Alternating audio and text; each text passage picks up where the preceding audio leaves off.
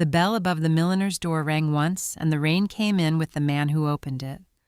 Eloan Vance did not look up at first. She was kneeling on the worn shop floor, pinning the hem of a gray traveling cloak. 3 pins held between her lips, and the storm had been driving strangers in off the high street all afternoon. Then the small boy at her side went very still and very quiet, the way children go quiet when something larger than the room walks in. She felt the cold of the open door on the back of her neck. She felt, before she understood it, the particular weight of a particular silence, and her hands stopped over the pins. The boy's small fingers closed in the cloth of her sleeve, and when she lifted her eyes from the hem of that cloak, across the lamplit shop, past the bolts of ribbon and the dressmaker's form, she looked into a face she had spent 5 years teaching herself to forget. He filled the doorway as he had always filled rooms, a tall man in a black traveling coat beaded with rain, his dark near-black hair swept back, his storm-gray eyes already fixed on her. The faint old scar through his left eyebrow had not faded. The cold set of his jaw had not softened. For one terrible heartbeat neither of them breathed, and the rain ticked on the glass, and the shop bell still trembled on its hook. Then his gaze moved. It dropped, slowly, down from her face to the small boy pressed against her side. The child had her auburn hair, soft and overlong at the collar, but the eyes that looked up at the stranger in the doorway were not her green at all. They were a clear, cold, storm gray, set in a small, grave face, and they were the Duke's own eyes looking back at him out of a 5-year-old child. She watched the color leave his face.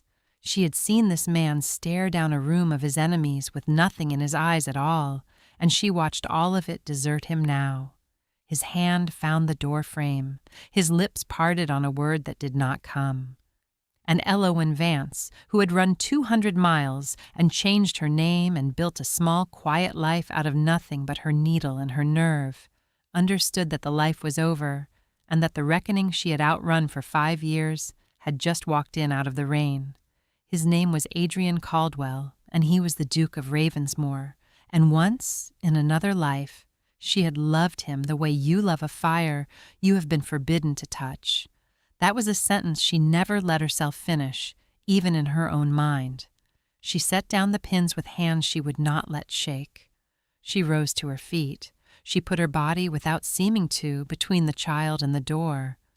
"We are closed," she said, in a voice she did not recognize as her own.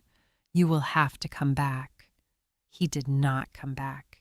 He did not move at all. The shop's owner, a kind, deaf widow named Mistress Halloway, had gone into the back room and heard nothing, and the rain went on, and the Duke stood in the doorway and looked at the boy as though the floor had opened under his boots. "Nearly 6 years," he said at last, very low. The words came out of him cracked, as if he had not used his voice in a long while. "Nearly 6 years, Eloan, and you never thought to send me word. To understand the man in the doorway, you must go back to a ballroom and to the night that ruined her. It was the summer she turned 17, at her uncle's insistence and against her own better sense, when Lord Percival Vance brought his orphan niece to the great country house of Ravensmoor for the midsummer ball. He brought her not out of love. He brought her as one brings a card to a table, hoping to play her into a marriage that would clear his debts. She wore a borrowed crimson gown and her late mother's thin gold chain, and she meant to be invisible. She was not invisible. She had a way of looking at the gilded, drunken, cruel young lords of that house as though she saw exactly what they were, and that look, it turned out, was the one thing in the kingdom the Duke of Ravensmoor could not ignore. He found her on the terrace at midnight, away from the music, where she had gone to breathe. He was not drunk. He was the coldest, sober man she had ever met. "You despise all of this," he said, not as a question. "So do I. Tell me your name." She should not have told him. She should not have stayed on the terrace, nor walked with him in the dark garden among the white roses while the orchestra played on without them, nor listened to the low ruin of his voice telling her things he had told no one. He was promised even then to another, a cold and brilliant match arranged by his late father, a marriage of two great houses that the whole court expected. He told her that, too, on the terrace before anything happened, because whatever else the man was, he did not lie to her. Not once. Not ever. What happened between Elowen Vance and Adrian Caldwell that midsummer was the kind of thing the world has 100 ugly words for, and not one true one. It was one night. It was a stolen, reckless, forbidden thing. And it was also, she would swear to the end of her days, the only entirely honest hour of her young life.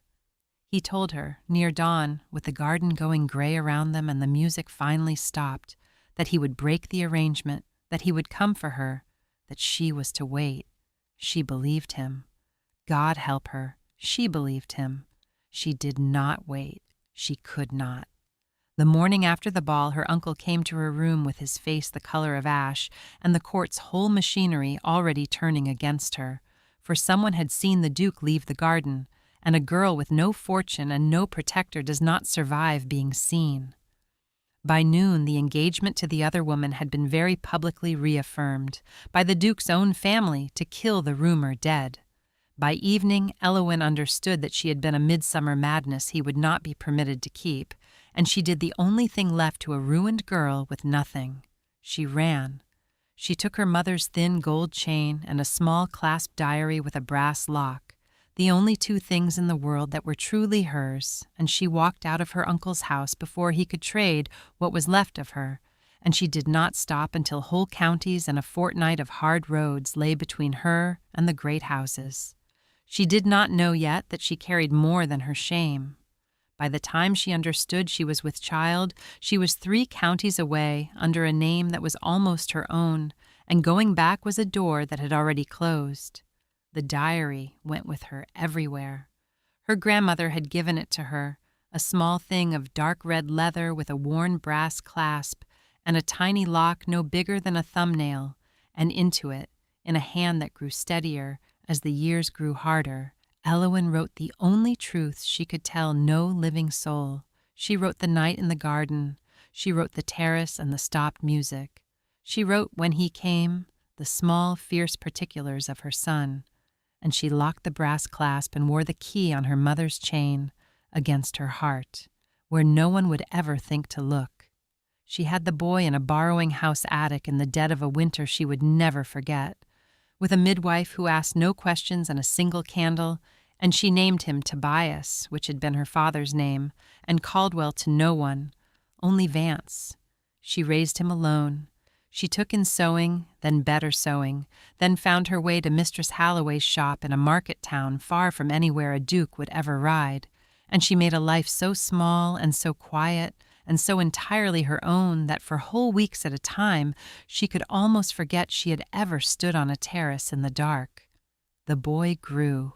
He had her coloring and her stubbornness and a grave, watchful patience that was all his own, and gray eyes that some mornings stopped her heart in her chest. She told him his father had been a soldier, gone before he was born, because that was a lie a child could carry without it cutting him. She kept the diary locked. She kept the key on the chain. And on the days that small grave stare looked up at her too knowingly, she would unlock the little brass clasp at night when he slept, and read back the night in the garden, and remind herself exactly why she had run, and exactly why she must never, ever go back. That was the life the Duke of Ravensmoor walked into out of the rain. He did not, that first afternoon, force the matter. Perhaps even he could see that the woman standing between him and the child was past the reach of any command he could give. He looked at the boy a long while, and the boy looked back with that grave, gray stare, unafraid, and something moved in the Duke's hard face that Elowen had seen exactly once before, on a terrace, at midnight, a lifetime ago. "What is his name?" he said. It was not a question either. It was a man asking for the ground to hold still. "His name is Tobias," she said, "and he is mine. He has only ever been mine. You will not say one word to him." She heard her own voice shaking now and could not stop it. "You have a wife, Your Grace. You have a great house and a name and a court that threw me out of it like a soiled glove, and you have no place here, in this shop, in this town, in his life.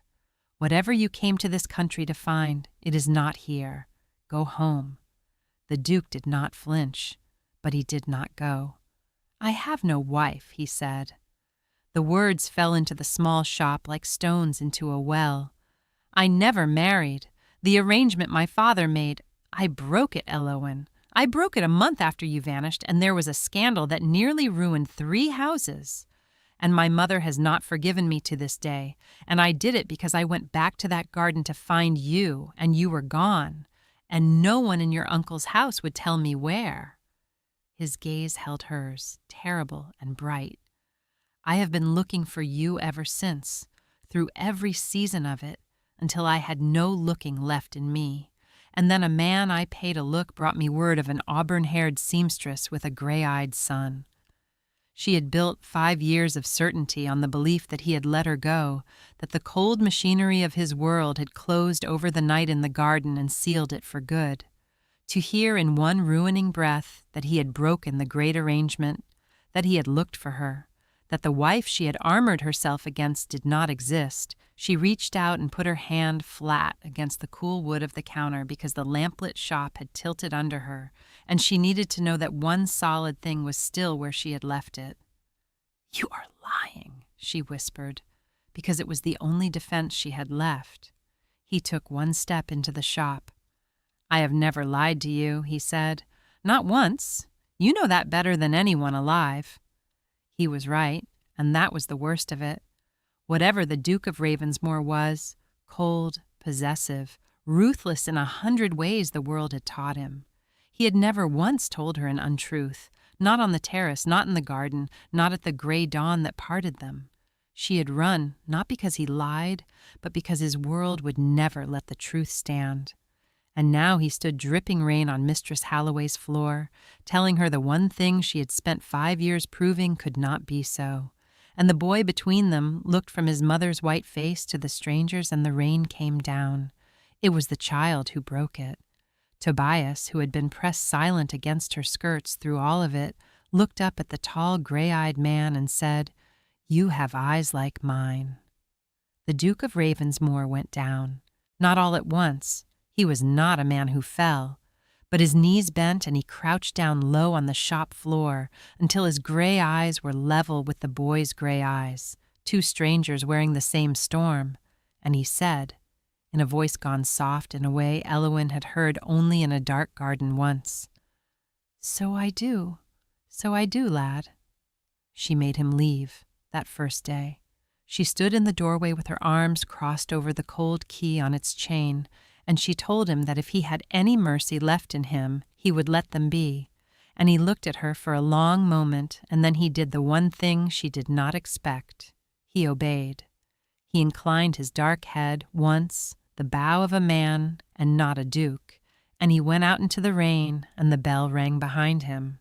And Elowen Vance shut the door and bolted it, and slid down the wood to the floor and held her son and shook, because she knew that he would be back, and she knew that this time there was nowhere left to run. He came back the next morning, and he did not come as a duke. He came on foot, alone, in a plain dark coat, and he stood across the high street in the thin rain and did not approach the shop, and when Tobias pressed his face to the window, the tall man lifted one gloved hand in a grave salute and waited. He waited the whole of that day. Elowen watched him from behind the bolts of cloth and hated him for the patience of it, because she understood at last what she was looking at. The cold Duke of Ravensmoor had decided to lay siege, and he meant to do it gently, and gentleness was the one weapon she had no armor against. That evening she crossed the street to him in the rain, because she could not bear the town watching a duke stand vigil for her son, and they walked the long way round the churchyard wall where no one would see. And he told her the rest. He told her how the court had turned on her, how her uncle Lord Percival had been deep in debt to the very families pressing the Duke's marriage, how the whole machinery that crushed her had been money and not malice, which was somehow worse. He told her his father had died within the year, and the dukedom with all its weight had come down on him, and he had taken it the way he took everything, coldly. Why? She asked him at the churchyard wall, with the wet ivy black beside them, and her arms wrapped around herself against more than the cold. Why search 6 years for a ruined girl you spent one night with? You are the Duke of Ravensmoor. There are 100 women of rank who would— I do not want 100 women of rank, he said. He did not raise his voice. I wanted the one who looked at that whole gilded room of them as though she could see straight through to the rot. I have wanted her every day since that midsummer. I find she has been raising my son alone in a market town. And you ask me why. The word son stood between them in the dark like a third person. She had never said it to him. She had guarded the bare fact of the boy's blood as the last thing in the world that was hers to give or withhold, and he had named it without asking, because the storm-gray stare of the child had named it for him the moment he walked in out of the rain. He is not your heir, she said fiercely, grasping at the only thing she had. He is illegitimate. He is a seamstress's bastard, your grace, and your court would eat him alive, and I will not have it. I would rather he be mine and safe, and no one than yours and a target. The Duke was quiet a long moment in the churchyard dark. Then we shall have to see about the no one, he said at last. And there was something in his voice she did not like at all, a thread of the old ruthlessness turned now toward some purpose she could not see. She did not press it. She was tired to her bones, and the small, fierce work of keeping her son's whole world balanced on her own 2 shoulders had gone on for 5 years. And she was, she realized standing at that wall, very near the end of what she could carry alone. He saw it. He took off his own dry coat and put it round her shoulders and said nothing, and walked her home and left her at the door. He stayed in the town a fortnight, and in that fortnight the cold Duke of Ravensmoor laid his slow, patient siege, and it was not to her body, and it was not even, at first, to her heart. It was to the boy. He came every morning. He did not press, he did not bribe, he did not once try to buy the child with the kind of gift that turns a poor boy's head. He brought instead his attention, which Eowyn would learn was the rarest thing he had to give. He sat on an upturned crate in the alley behind the shop and let Tobias show him a wooden horse with a broken leg, and he mended the broken leg with his own 2 ringed hands, and he did not smile, and the boy adored him. She watched it happen and could not stop it, and was not in her secret heart entirely sure she wished to. She had given her son everything she had, and it had been enough, but she had never been able to give him this, the steady, grave attention of a man who looked at him as though he were the single most important matter in the kingdom. And he was, to the Duke. She saw that too. Whatever Adrian Caldwell felt for her, twisted and cold and possessive and 5 years starved, what he felt for the boy was simpler and worse. He had been a man with no future he cared about, and now he had a son. If you have come this far into Elowyn's story, settle in where you are and hit subscribe, because what walked into that market town next is the part I have been waiting to tell you. It was the rival who shattered the fortnight. On the 15th day, a great black traveling carriage with a crest she did not know swept into the market town, and out of it stepped a woman Eowyn knew on sight, the cold recognition you give a drawn knife. Lady Cassandra Fairmont was ice blonde and beautiful and cold as a coin, her hair in an elaborate updo, her pale blue eyes taking in the mean little high street with an amusement that did not reach them, and she wore peacock blue and silver that had cost more than the whole shop. She had been the other woman, the great arrangement, the marriage the Duke had broken, and she had not, it was instantly plain, come all this way to wish him well. "So this is where you have buried yourself," Lady Cassandra said, finding the Duke in the inn-yard, her voice carrying with cruel deliberation across the cobbles so that the whole town might hear. "A market town, a milliner's drab. They are saying in the capital that the Duke of Ravensmoor has gone mad over a seamstress and her bye-blow, and I came to see the ruin for myself." Her pale eyes found Eowyn across the yard and traveled down her, slow and deliberate, from the worn hem of her work dress to the pins still in her cuff, pricing her like goods on a market stall. "Oh," she said, soft and delighted and venomous. "Oh, but she is pretty, in a you sort of way. Tell me, Adrian, does your mother know you mean to hang a bastard on the family tree?" The Duke did not so much as glance at her. That, Llywelyn saw, was the cruelest thing he could have done, and he did it without effort. "Lady Cassandra," he said, in the flat, cold voice that had ended men's careers, "is leaving." But Cassandra Fairmont had not come for the Duke's mercy. She had come, Llywelyn understood with a slow, sick certainty, for power, and she had clearly spent the journey gathering it. "I think not," the woman said, and produced from her reticule a folded paper with a seal Llywelyn knew, her uncle's seal, Lord Percival's seal, and the bottom dropped out of the afternoon. "I have been to see your uncle, Mistress Vance. Such an informative man when one settles his debts." What Lady Cassandra had bought from Lord Percival Vance was the truth, or a weaponized piece of it, and she laid it out in the inn-yard with the relish of a woman dealing a winning hand. Llywelyn's mother, she announced to the gathering crowd, had not been the nobody the world assumed. She had been the disowned, disinherited daughter of a baron who cut her off for marrying a poor schoolmaster named Vance, and the line, though stripped of fortune, was a true and noble one. "Which means," Cassandra said, smiling now, the knife fully out, "that your little bastard is rather more than a bastard, is he not? Did you know, Mistress Vance? Did you know what you were hiding?" Llywelyn did not know. That was the thing that struck her dumb in the inn-yard, the boy's hand clutched in hers, the whole town watching. She had not known. Her mother had spoken of her family only with grief and never with names, had died when Llywelyn was a child of a fever in a cold rented room, and the small class diary that held all of Llywelyn's own secrets held none of her mother's. She had spent 5 years believing the boy's only inheritance was shame, and now a cruel, beautiful stranger stood in an inn-yard and told her that the grandmother who had given her the diary had been a baron's lady, and that the blood in her son's veins was the very blood the court would have to reckon with.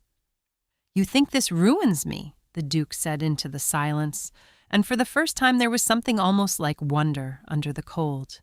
He turned, at last, and looked at Lady Cassandra Fairmont fully, and whatever she saw in his face made her step back. "You have ridden all this long way to bring me the one piece of news in the kingdom I would have paid a fortune for. The boy's mother is gently born.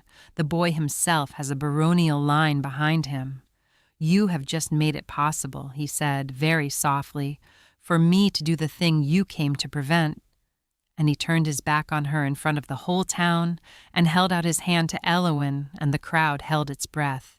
She did not take his hand, not then. She gathered her son and walked back to the shop with the whole market town's eyes on her back, and she bolted the door, and she sat in the dark and shook, because she understood now what the Duke had meant by the no one that night at the churchyard wall, and it terrified her more than Cassandra's cruelty ever could.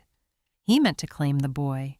He meant to take her gray-eyed Tobias, her son, the one whole thing she had made out of the wreck of her life, and lift him up into a world of crests and courts and cold blonde women with knives, and there would be no small quiet shop after that, no needle, no name of her own, no place left in all the world to simply be Llywelyn Vance and her boy against the dark. That night she did the thing she had sworn never to do again. She packed the small, worn carpet bag. She took down the small store of coins from behind the loose brick, and she folded 2 changes of the boy's clothes, and she took her mother's thin gold chain from her throat and the small class diary from its hiding place, and she meant to be 3 counties gone by morning. She had run before. She knew how it was done. And she was halfway to the door with her sleeping son in her arms when she stopped, because there on the table, where she had left it open in her haste, the diary lay unclasped, and her own 5 years of locked-away truth looked up at her in the candlelight. She read the night in the garden in her own hand, grown steadier year by year. She read the dark garden and the stopped music and the one honest hour. She read the small, fierce particulars of her son's first smile, his first word, the gray of his eyes, and she read, near the back, a line she had written in the worst winter and forgotten she had written. He told me to wait, and I did not, and I will spend my whole life not knowing if the running was courage or only fear wearing courage's coat. Alawen Vance stood in the candlelight with her child heavy in her arms and understood that she was about to do it again. She was about to run.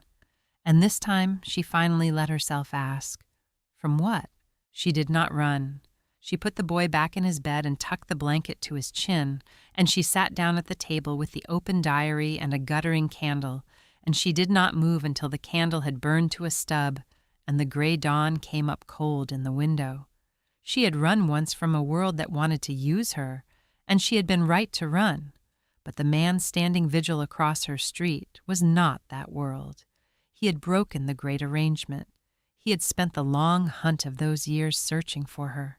He had crouched on her shop floor to be level with a child's grave small face, and he had not once, in all of it, told her a single lie. The question was not whether she could trust the court. The question was whether she could trust him. When the Duke came across the high street in the morning, she was waiting for him at the open door of the shop, the diary closed in her two hands, and she did not bolt it.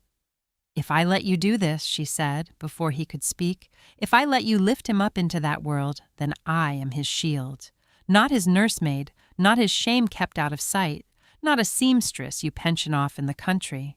His mother, named and standing beside him, where the whole court can see, or I take him and you will not find us a second time, and you know that I can disappear, Adrian, because I have done it once already and it cost me everything and I am still standing." It was the first time she had used his name.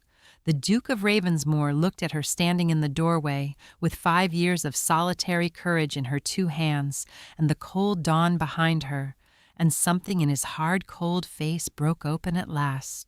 The armor she had seen crack only once, on a terrace, going to pieces now in the rain.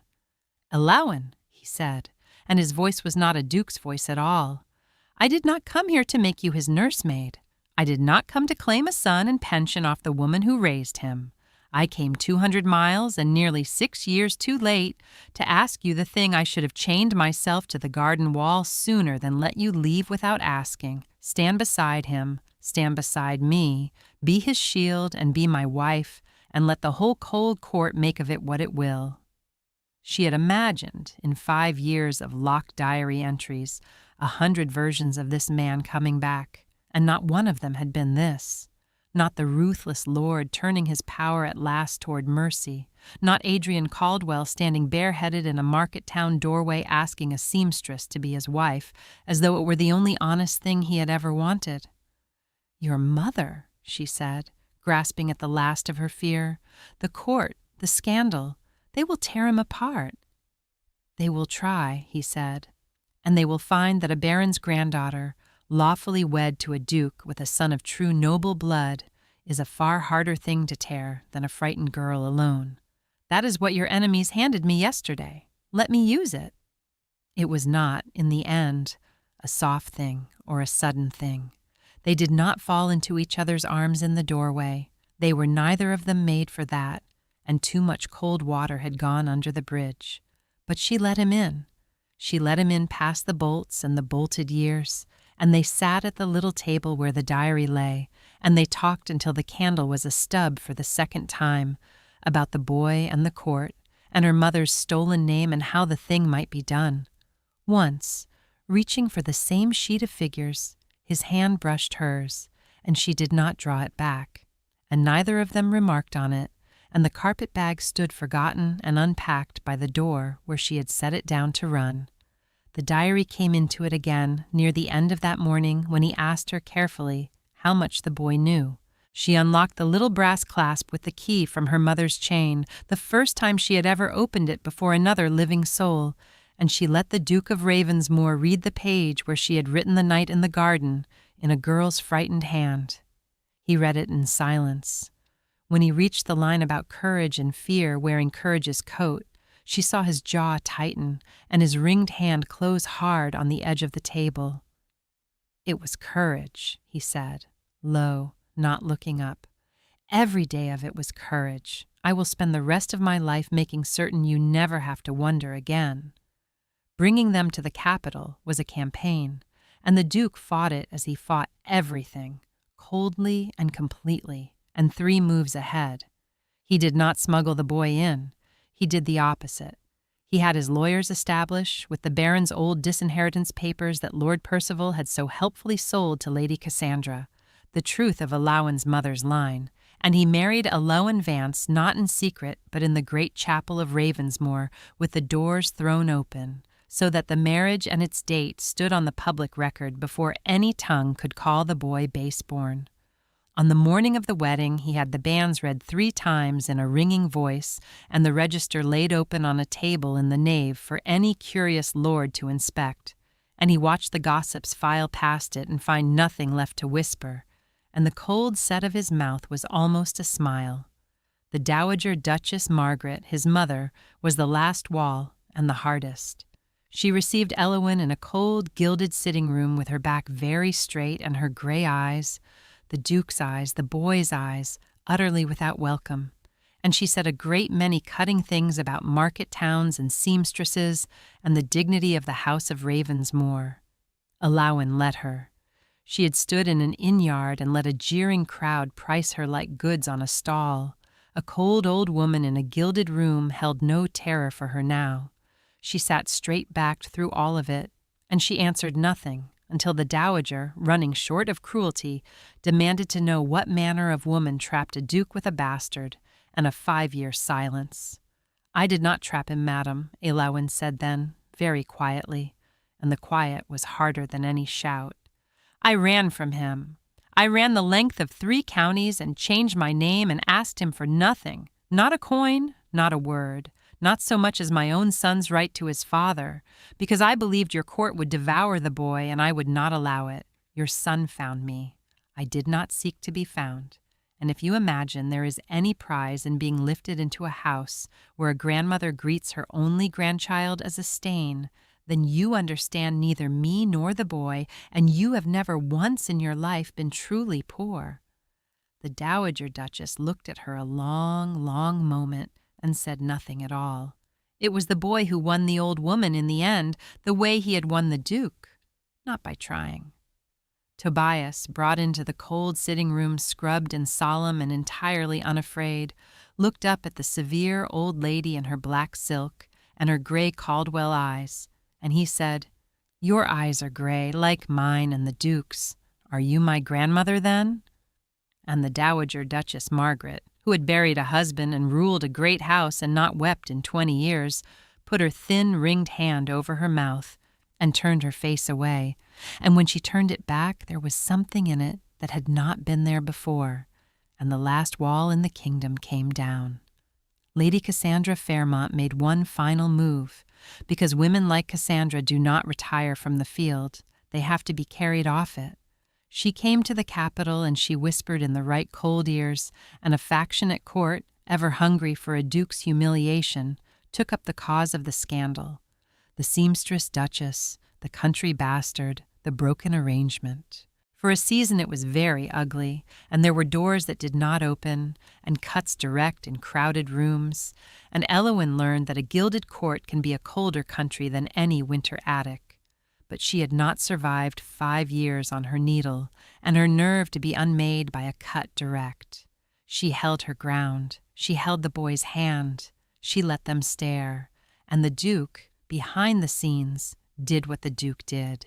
He did not make a scene. He did not challenge Lady Cassandra, or call out her allies, or give the gossiping court the spectacle of a duke at war over a woman, which was precisely the spectacle they were trying to provoke.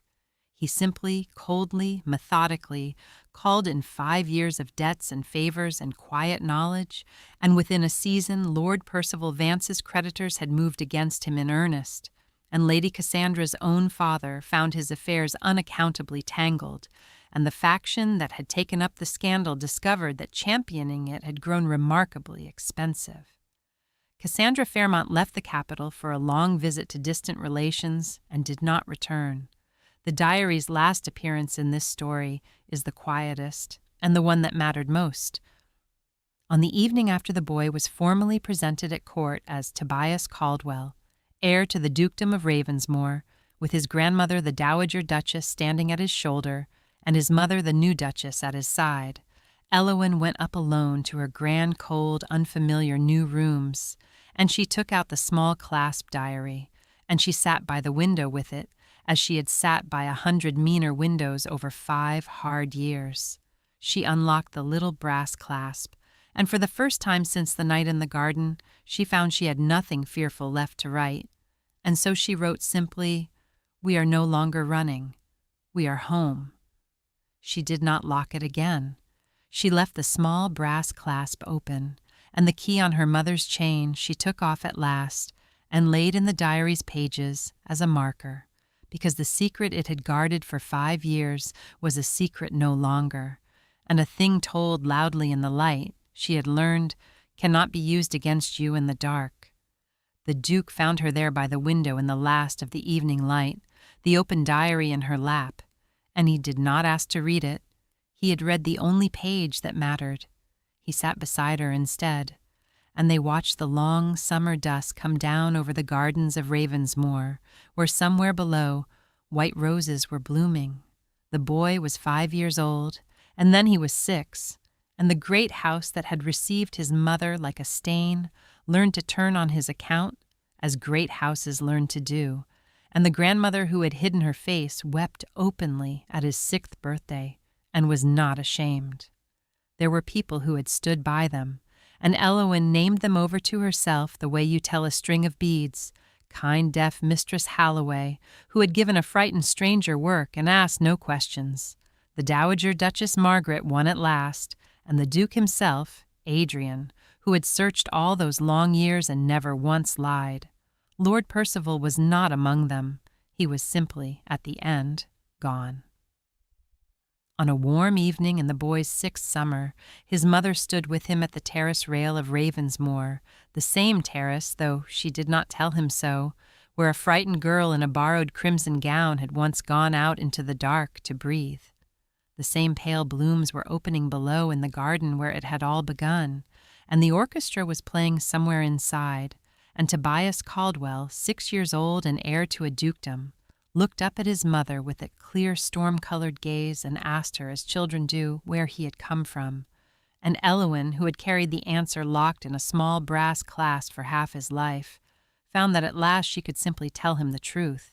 She told him about a midsummer ball and a terrace in the dark, and a garden full of flowers gone silver in the moonlight, and a man who had filled the doorway of a country shop one rainy afternoon and gone down on his knees on the floor because a small boy had told him they had the same eyes.